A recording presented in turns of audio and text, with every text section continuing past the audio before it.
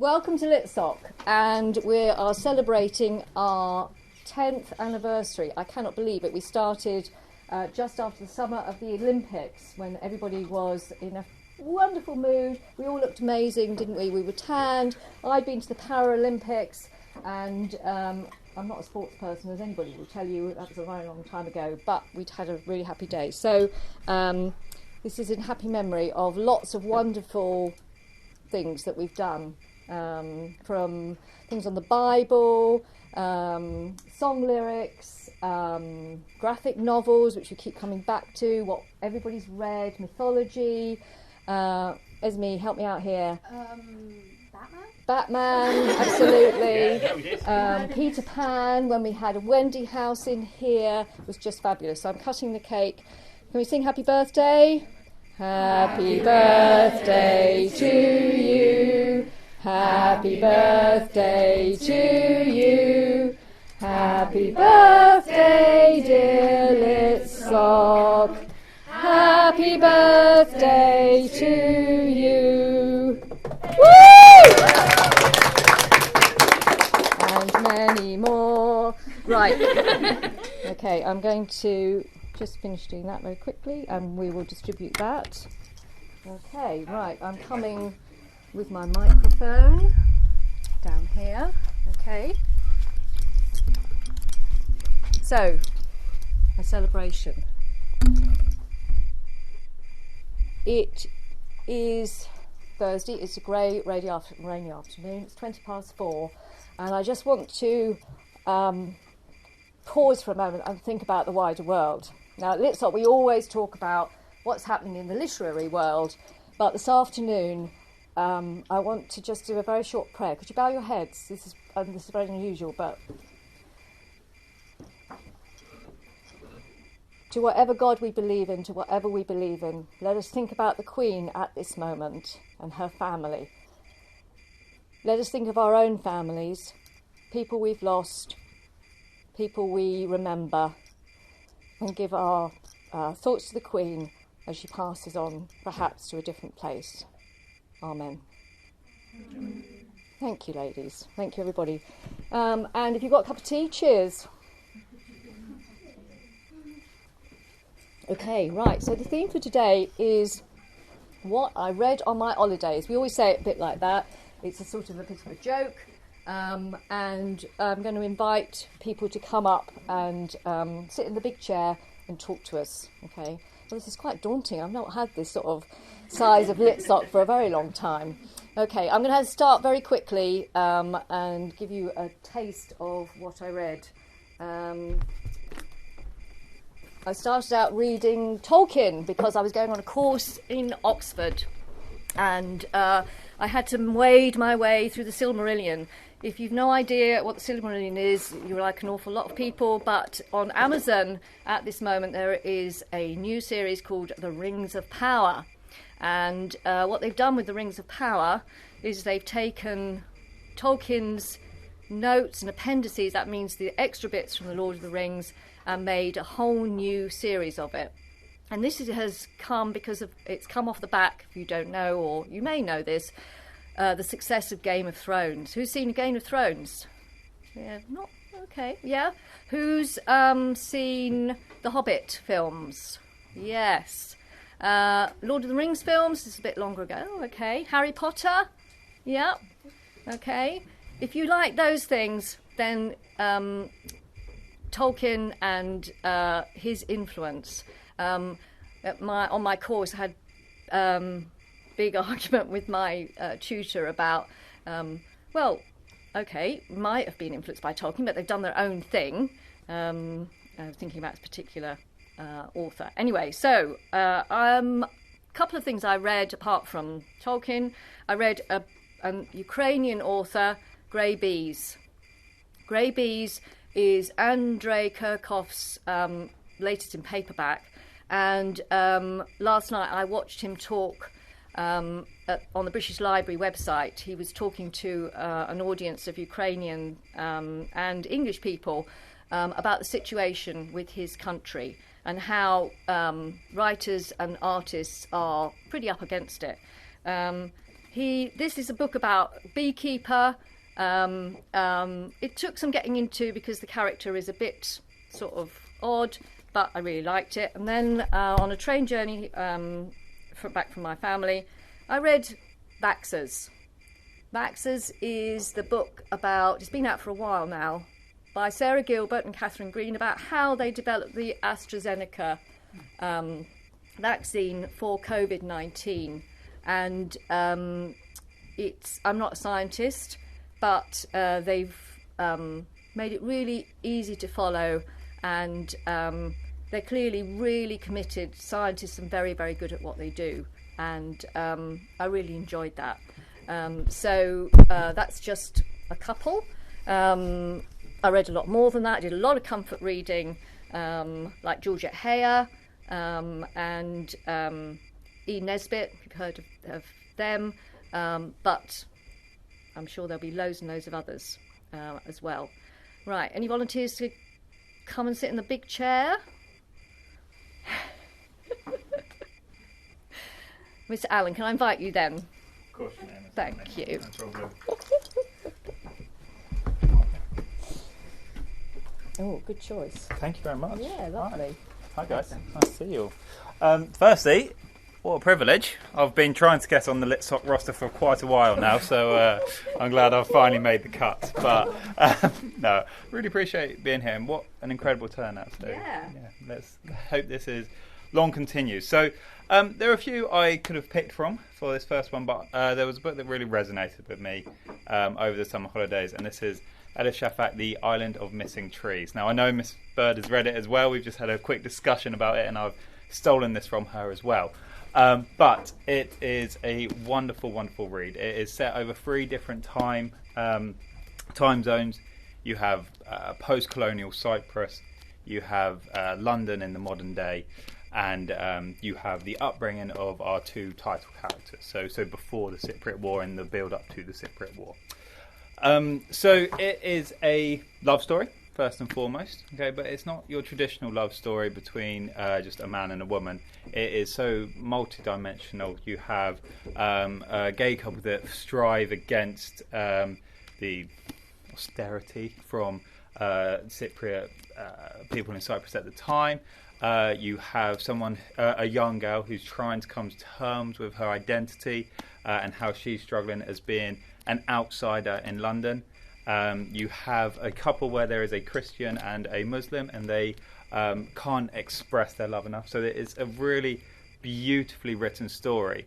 And what's so nice about it is the compunction narrative.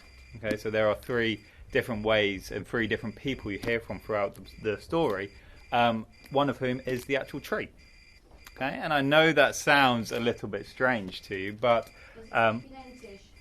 pardon? Does it speak in Entish, or does it speak in English? It speaks in English, yes, it speaks in English, the tree. But it is an observer, so it has seen all 3 of these people, because obviously, as we know, trees live for hundreds and hundreds of years. It's seen all 3 of these couples, and it talks through their lives, their struggles, their hardships, but also their triumphs. And honestly, I would wholeheartedly recommend this. So if you would like to pick up a copy, it's wonderful. Miss Huntley, how did I do? Was that okay? That was perfect. Thank you. I'm always looking for your reassurance, so I appreciate that greatly. Nice to you, Mr. Allen. And of course, she's really. The thing about Ellis Shafak, if you haven't come across her before, is she's been on lists of awards, and she is somebody that really has resonated with the English reading public, and also she's quite often on podcasts and things as well, which is really encouraging from a Muslim country and coming to be here as well. So yeah, thank you. Thank you. And Mr. Sebastian, have you read it? You know about it? No, I know about the context, but Yes. you recommended it to me and I haven't read it yet. Yeah. Can I say it? Can I say what the context is? Yeah. Because Mr. Sebastian has got family that come from where this is set. find out where you have to read it and find that out. Thank you very much. Thank you. Thank you very much. Thank you. Give him a clap. Thank you. Do you mind? Yes, thank you very much.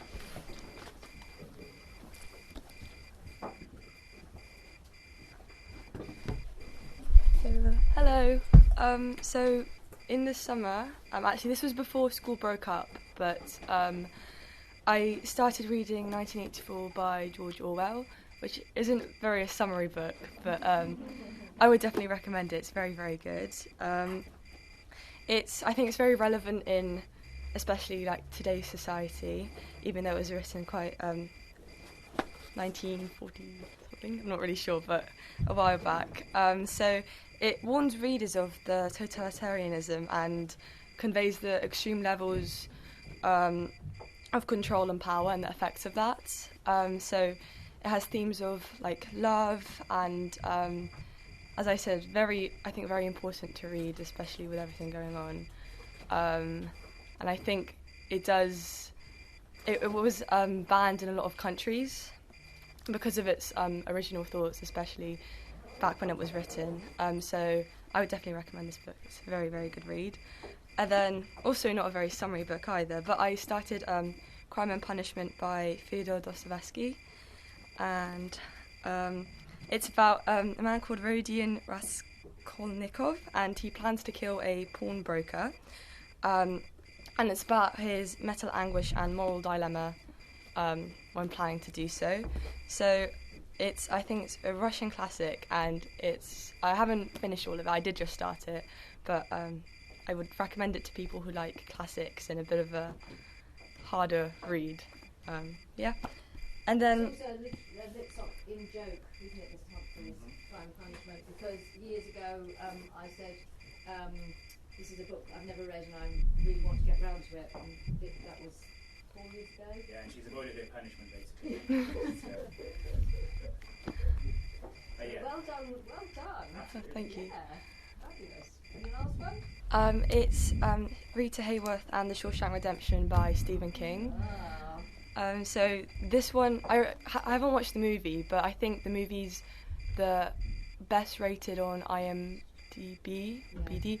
So that made me want to read it. And Stephen King's usually writes horror books, but don't be put off by that if you don't like horror, because this isn't a horror book at all. It's about a man called Andy who gets convicted into the prison called Shawshank for murdering his wife, but he didn't actually, and it's just about he makes some friends, and it gives insight into the prison that he's at, and it's just like the story of unjust imprisonment and friendship as well. So it's very short as well. So if you're looking for a quick read, I definitely recommend this one. How long is it? 130 pages. Yeah, because the movie is quite long. Is it? Yeah, Oh. it is. Anyone seen the movie? Yeah. Any people? No. Wonderful movie. In 1994, famously lost out to Oscars to Forrest Gump. Forrest Gump swept all the Oscars, and it got forgotten about.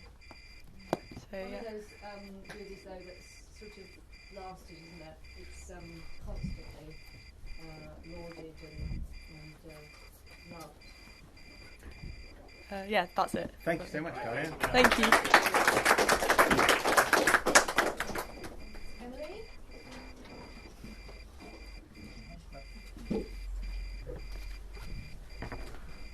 So I don't have a physical copy of the book on me, but the favourite book that I read this summer was The Gilded Ones, and the Pre is a trilogy, but only the first two have come out.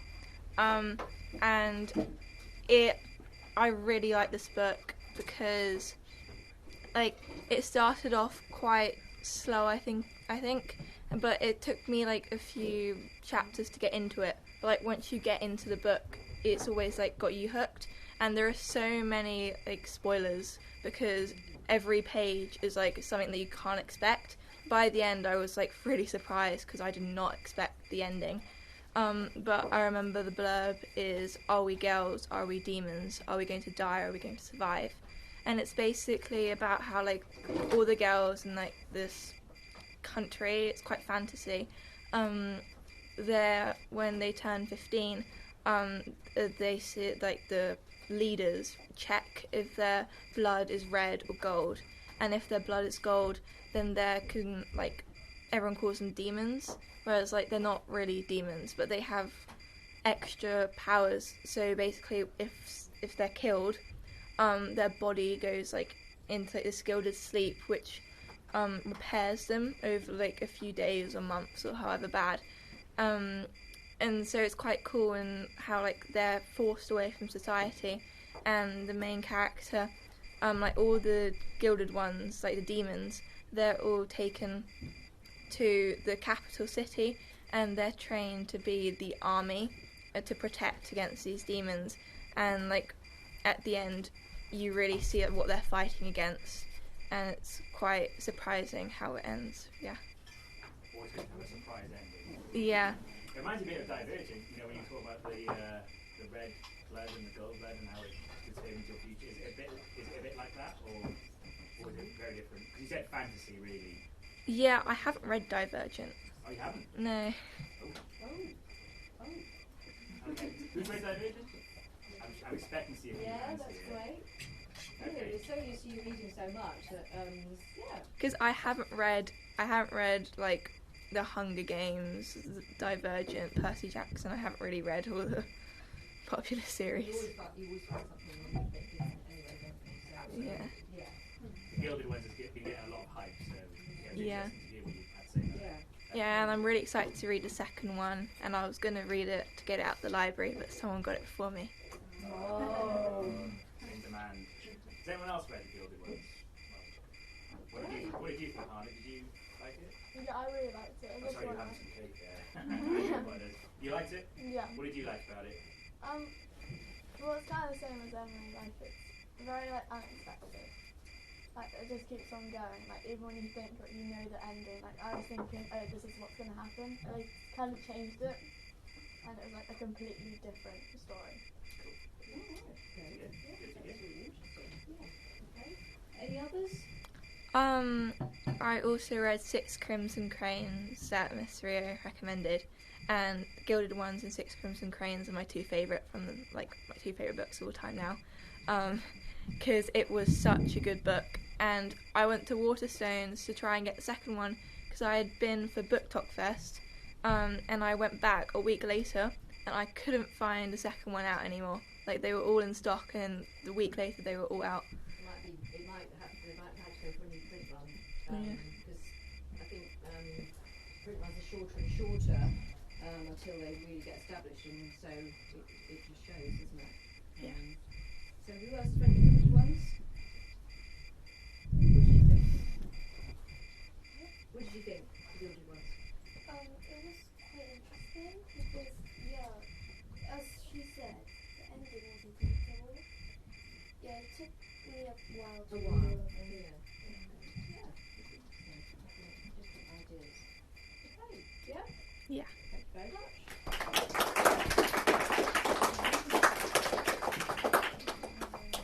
Hannah, no? Okay, Holly? Yes? No? Be very brave. Be bold, be bold.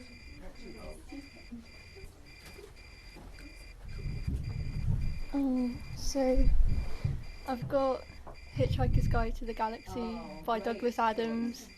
Obviously, classic book. I only finished it yesterday, but it was really, really good. It's about basically this guy who's on Earth, and then there's this plan that Earth is in the way of, like, an interspatial highway that they're going to build. So it gets destroyed, and then it's basically about him and his friend on this journey through space and what happens there. And I really liked it because it's really, really funny and full of humour. So, yeah. Sorry.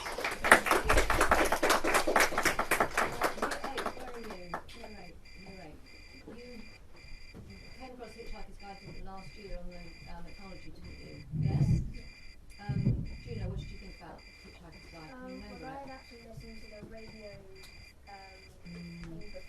Wow. My father had really liked it when he was younger, and so he showed it to me because that's the original one. It is, yeah. So I had already listened to all of them, and so I loved it because it was the book. That's it. Oh, that's great. Sophie, what did you think? Yeah, Find it funny or? Yeah, really funny. Yeah, yeah. It's Arthur who's got this friend called Ford Prefect, which is this car. In Harry, no, it's over here. And who else can meet? They've got a big Deacon box. And Killian, right, and Marvin the Paranoid android. Paranoid android, that's right, yeah. So some wonderful characters, aren't they? That's great. Thank you, Robin. Right. Mr. Humphreys.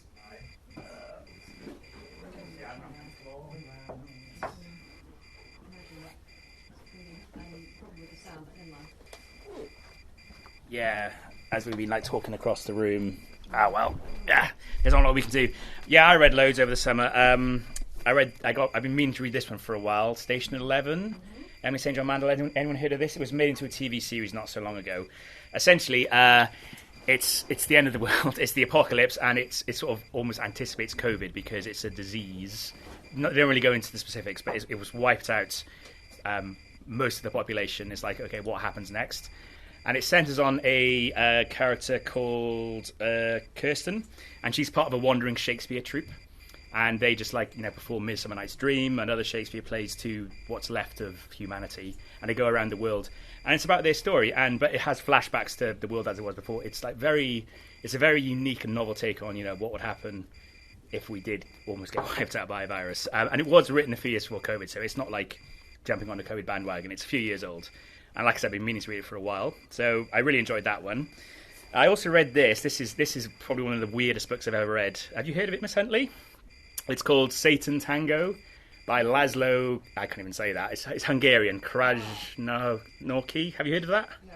He won the Nobel Prize for Literature. It's utterly bonkers. It's just written very in a modernist style. So just long sentences, no paragraphs. And it's essentially set in a communist-era Hungarian village where a guy called, what's his name? I can't remember. He comes back to life, essentially. They thought he's dead, and he comes back to life, and he starts messing everything up. It's constantly raining. I don't know if you can see the cover. And everyone's all swamped in. And, of course, because they're so poor, they've got no way of dealing with it. There's no infrastructure. And so he just sort of sows the seeds of their destruction, essentially. But the story's not important. It was made into a film. It's more about the style and the theme and the ideas. It was made into a continuous one-shot 8-hour film as well, which and apparently that is slavishly faithful to the novel, hence it being 8 hours. I think I've heard of that. I think The Guardian, there was an article in The Guardian at some point. Okay. Was he this year's winner at the Nobel Prize? No, I think he won it back in the 90s. He wrote this in the 80s. I think this might be his debut. And it's considered to be his most successful novel, even though it's just basically one long sentence. And so so it's difficult to read. And then I read this. Now this was fun. Anyone read the Choose Your Own Adventure books or the Beast Quest books? I'm just the ones where essentially you're the main character. Yes, Esme, you're the main character, and you determine the fate. Now it's not quite as many choices, but it's the closest. This is written for adults. The closest you get to it, and it's can you, as it says there, can you defeat the Nazis? And it basically comes with 8 key turning points in World War II, and it puts you in the position of, for example, Lord Halifax, because the first one is the gathering storm for Britain, and it gives you the choice of, okay, what would you do? So if you chose to do what they didn't do, it tells you what would have happened. So it's quite an educational alternative history, because obviously I think a lot of us like to think we know a lot about World War II, but it's okay, but do we know much about what could have happened instead? And so yeah. If Lord Halifax hadn't gone to the dentist. Yeah, or if he had become Prime Minister rather than Churchill, Yeah. And that's the first scenario. And then what would have happened in Stalingrad? So yeah, it's a lot of fun and but also educational. So yeah, we're all about education, aren't we? Yeah, we love education. And I read other stuff. I mean, I've read The Sandman. I reread The Sandman graphic novels. And been watching that on Netflix. I mean, it is for an older audience. But it's okay, Marianne. It's fine. It is good, isn't it? I've been watching it with my mum, so yeah. Well, there you go then. So it's parental approved. Oh, it was brilliant. Well, I haven't finished it yet because we went on holiday and stopped watching it. But I'm I'm gonna get her back into it because she doesn't like boy bits. So it was fine up until like episode like 5 or something, and then they have this whole scene where there's this one guy who's got all the power and he's just messing with their minds, and then they all end up killing, just like gouging out their eyes and stuff. Yeah. So it's a bit graphic in that episode, but after that it gets okay again. Okay. Yeah. And there are some really sad moments. Yeah. But I've really enjoyed it so far. It's very, very good. And it is very faithful to the original graphic novels. Which I have read many, many times. For those who don't know, Neil Gaiman's one of my favourite authors. Yeah. So We've talked about Neil Gaiman a lot over the years, haven't we? Oh yeah, he's brilliant. He's done so many things. He's done Coraline, The Graveyard Book, American Gods, which is also a TV series, Stardust. He did Good Omens as well with Terry Pratchett. So a lot of things that you know the TV adaptation of, he did. So he's a total genius. And if I may, one last thing. I started reading Dave Grohl's autobiography recently. Had to mention that because Miss Huntley came and mentioned this to me, that Taylor Hawkins, rest in peace, they paid a tribute gig, the Foo Fighters, to him. And I haven't actually seen it yet, but it was very emotional, you were telling me. It was one of the, clearly for the people who were there, one of the most emotional things they'll ever be at. Yeah. Not only the lineup, but just the clear love they had for this man, this drummer, and it was just so lovely in current circumstances to see such upwelling of love. Absolutely. Because I just fell into it. Obviously, I said to you, Brian made trending, and I thought, oh no, what on earth is happening? And of course, he was singing this acoustic song, and then. Sorry, I can't remember his name. The guy who won the Eurovision Song Contest. Yeah. He sang a song by the Freddie Mercury's. So it's worth pointing out Dave Grohl originally started out as a drummer, of course, drummer of Nirvana. And so I'm reading his autobiography, and I'm very much enjoying it so far. It's really good. Did you want to say something? My dad went to the tribute. He actually went there. Yeah, he went. What did he have to say about it? He said it was amazing. I really wanted to go, but he took his brother. Oh, how could he do that to you? That's awful. Well, so yeah, I'm going to be. I'll be hunting that down definitely. So yeah, that's what I read. So, thanks everyone. What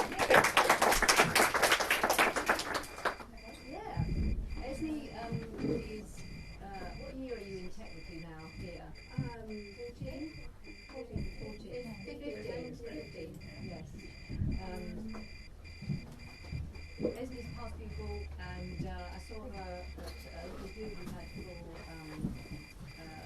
our leaders who left in a bit of a hurry during the pandemic, and which isn't about uni yet. Come to see us. Yeah. It is weird being back here.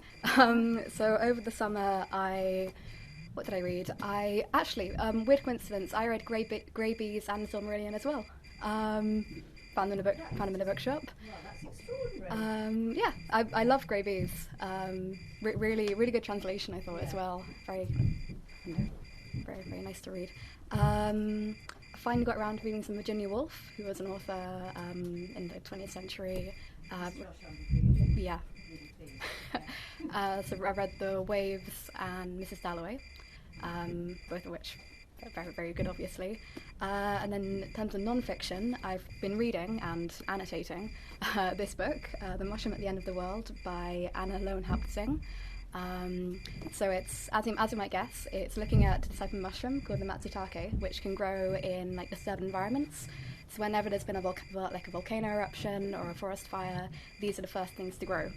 And it's basically looking at kind of how that works biologically, and then linking it to capitalism and the workforce and everything. It's a really, really good read, very dense, as you might expect.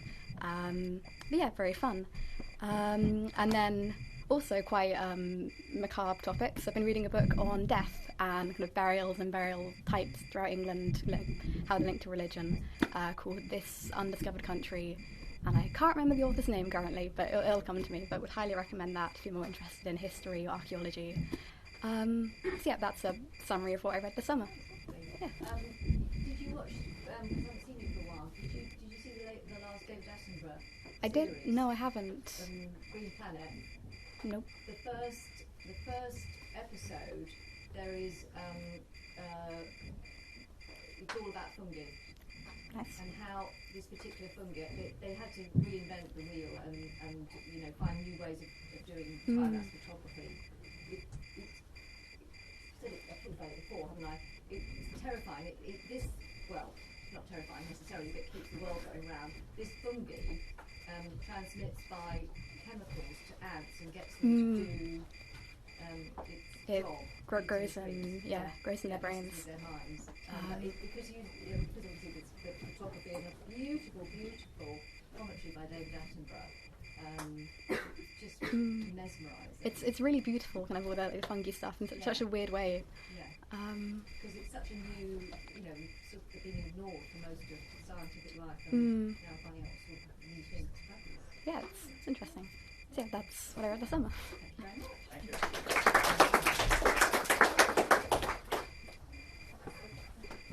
Thank you. Spurgeon used to be a stalwart of Litsoc in its early years. I'm going to be back this year as much as I can.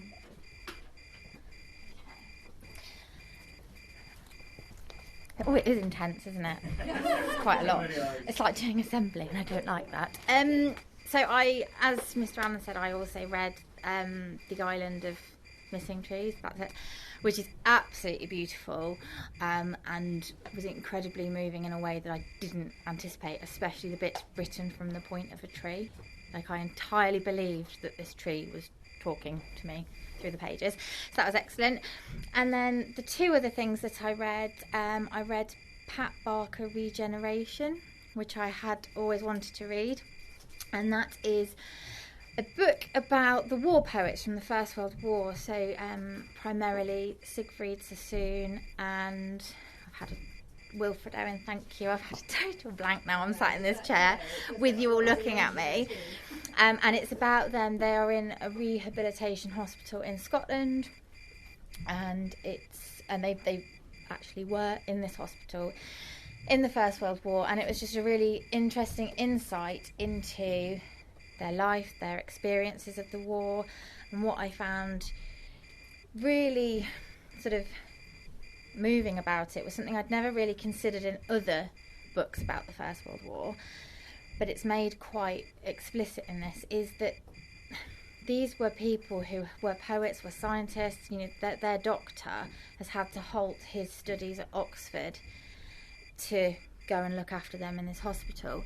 And I was talking about it with Mr. Bird, and we were saying how actually you don't realise that for years everything just halted. People weren't doing degrees, people weren't continuing with research, people weren't being creative, and that's why obviously there's so much focus on the war poets, and it just gave a real sense of sort of your life is put on hold.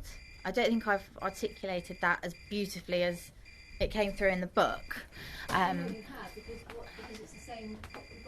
We had the same situation with the pandemic. Yeah. Some people's lives were on hold, weren't they? Others were really creative and learned all sorts of new skills. Because it's whether or not what you do can still thrive and flourish in the circumstances that the world is currently in. So I really enjoyed that, and it is a trilogy, so I'm going to come to the second and the third one at some point. And then the other book that I read was non-fiction, and I picked it up because you might not know this, but sometimes you just know that you need a good cry, and I felt like I needed a good cry, so I picked up this book, and every page did make me cry. And it's called All the Young Men, and it's about a lady. It's written by her with a writer, and in the 1980s in America, in the height of the AIDS epidemic, she dedicated her life to looking after young, primarily men, who were ill and dying from HIV and AIDS. And it's not an easy read, but there are moments that sort of do fill you with hope and uplifting, sort of like, actually there are people that are so good, and if only everyone was that good and that dedicated to doing positive things. So it's not, I wouldn't say it's for younger readers. I'd probably say year 11-ish up. but be warned, you will need tissues, and because it is based on real life, and it's bleak at points, but there are moments where you do think like human beings can be incredibly kind and beautiful. So I would recommend that if you haven't come to it, and if you need a good cry. I'm good at recommendations for books or things that make you cry, so do come and see me. I'm done. Stop looking at me, everyone.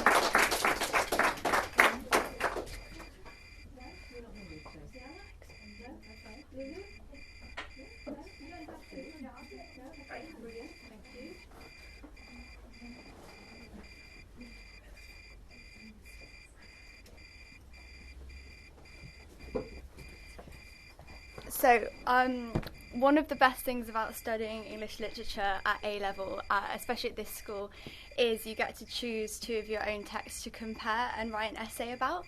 So even if you're not a big fan of all of the rest of the content, you get to choose 2 books that are special to you and write about them. And I chose Fleabag by Phoebe Waller-Bridge and Angus Thongs and Full Frontal Snogging by Louise Renison. Very special books. Not the first thing you'd think of. But I've loved Fleabag for ages, and if you don't know what Fleabag is, it was a one-woman play that turned into a 2-season TV series about a woman in her 20s dealing with grief and like kind of the pressures that the world places on you when you're female. And I've loved it, so I really wanted to compare it to something. And I was going to do another book, but then I thought of doing Angus Songs and Full Frontal Snogging, and I was like, that is perfect, because they're very similar in lots of ways, but they're both about women in 2 different age groups dealing with societal pressure, dealing with issues related to romance and also some sex as well, but just in general society, gender, so many different issues that come into one thing. So over the summer I read Angus Songs and Full Frontal Snogging. Has any of you seen the film? It's called Angus Songs and Perfect Snogging, so a bit different. But yeah, I definitely recommend it. Not so much Fleabag, but definitely Angus. So I read it for the first time over the summer, and I really enjoyed it. I think because, so she's about to start year 10, the girl in the book, she's called... Oh my gosh, I've forgotten. Georgia. She's called Georgia Nicholson, and she's about to start year 10. And I remember when I was about to start year 10, I was a very anxious person, but I was thinking, oh no, I'm so different than everyone else. I don't know what to do with myself. I don't know how to wear my hair, and I don't know how to sit, and I don't know all these things. And I was so freaked out. But on reading this book, I've realised that everyone was thinking the exact same thing as me. But because everyone was thinking it, they were so worried about what everyone else thought of them that it just like consumed them. So if you want to feel not so alone, definitely Angus is a really good book to read, because all of those weird thoughts that you've had at 2 a.m, they're all in this book. So yeah, I would definitely read it. My question for my essay is about the female gaze, and I think, yeah, Fleabag for when you're a bit older and Angus are perfect books to read if you want to explore femininity, sexuality and all of those things. And the other good thing I actually saw this summer, so a new piece of writing called I, Joan at the Globe Theatre, and I went to press night, and it was very exciting. And the 7/8 of it I saw were really good. I actually fainted in the middle of it, so I didn't see the battle scene, but everything else is really good, so I would recommend going to see it. It's a retelling of the Joan of Arc, classic Joan of Arc story, but with a kind of transgender gaze on it, and talking about issues of gender, but also religion, again femininity, so as a concept, societal pressure. So I definitely, if you want to go see something, maybe recommend sitting down. But yeah, no, watching I, Joan at the Globe Theatre, I think it's on for another month, so yeah, I would go and see that.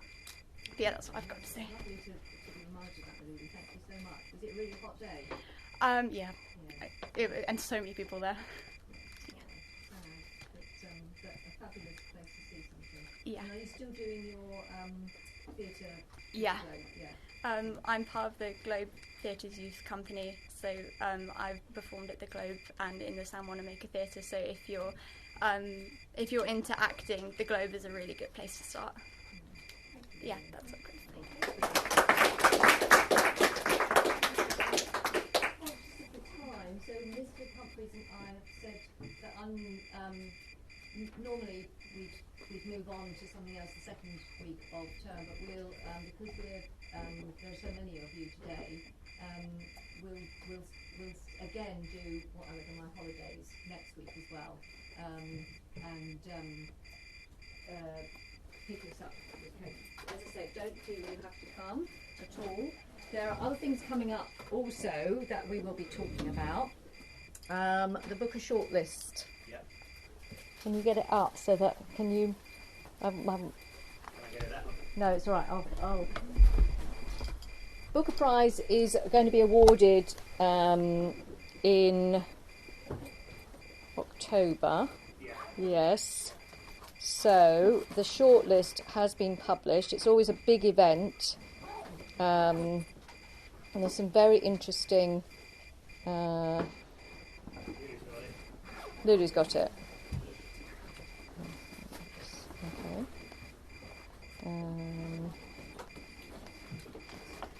Oh, thanks, William. That's brilliant. Thank you. So,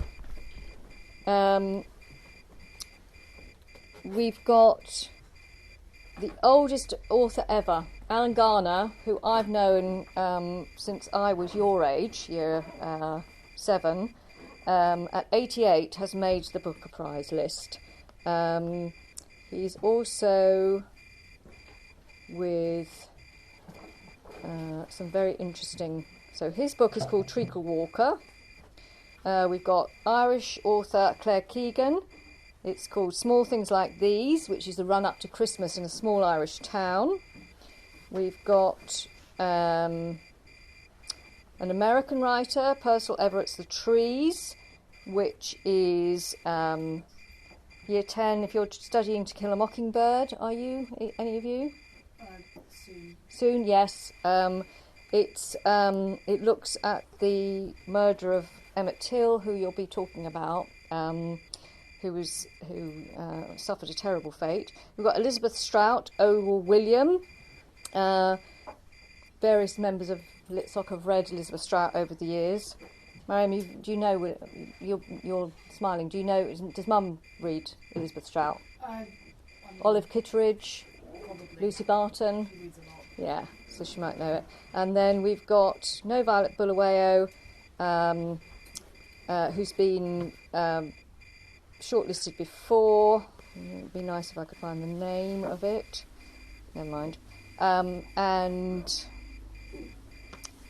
Shehan Corinatalicus, The Seven Moons of Marley Almeida. So it's a really diverse list, but also some really interesting things as well. And Mr. Humphreys generally gets those in for us. I will. Yeah. I've got some already. Yeah, great. Okay. So, whatever you've been reading, I hope you've enjoyed it. I'm just going to finish with something I bought in Oxford when I was there. This is a lovely, delightful picture book. Never underestimate a good picture book, however old you are. This has been republished and all the profits are going to Save the Children. Look at these wonderful illustrations. They're lovely. And it's called The Moon of Kiev, or Kiev as we used to call it. Over 70 years ago, beloved Italian author Gianna Rodari wrote The Moon of Kiev. The poem reminds us that no matter where we're from or where we live, we all exist under the same moon. In the days following the outbreak of war in Ukraine, these powerful words become a call for peace. They remind us of the humanity we all share. And there's a quote from Michael Morpurgo. So I just found this in Blackwell's in Oxford, and it was lovely. Thank you all for coming. It's lovely to see you, and we hope to see you again soon. Thank you.